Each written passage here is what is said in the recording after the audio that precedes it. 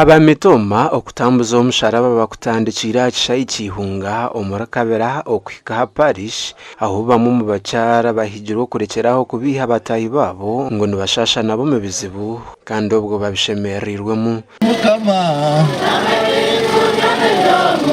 kumbireba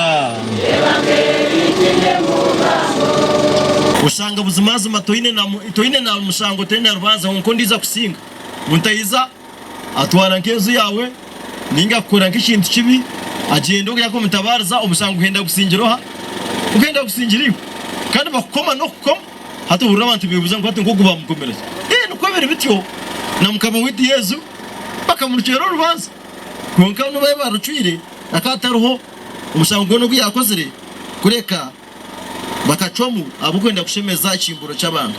Reverend Father Leonard Kamukama uri umwezi wa bwana mukuru wa Nyakishojwa Parish oyebembire mu kutambuza umusharaba no washabira abantu butacyorane manja kandi bakorera amazima.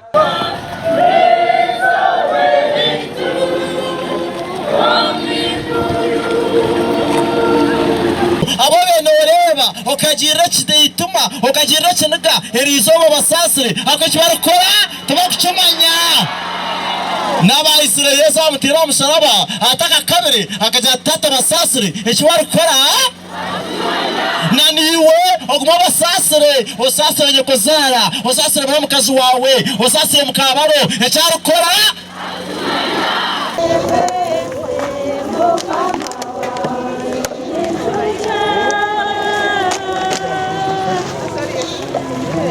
Twazo mu district ya Kasese, Right Reverend Francis Chibera or Bishop wa Diocese ya Kasese ashabira bikirezo kwetantaro kuryonguzi ahakuba ngo nicyo muhaberese habura kuba hentungo kumbyanga bitari bimwe na bimwe.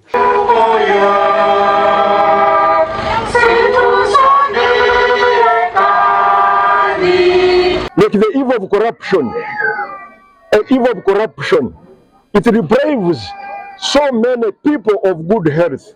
It deprives our mothers who are being born, who are giving birth in hospitals, sometimes death. It's called the same death. Because somebody who is so corrupt has run away with the money that we should build a maternity ward for our mothers. Bishop Chibera shabira bikiriza ngo bamanya bwenshi Yesu yabaferire. The Lord has sacrificed himself for me and you, we sinners. So the Lord wants to teach us. Today we should know the goodness of God's merciful love. God's merciful love which is everlasting.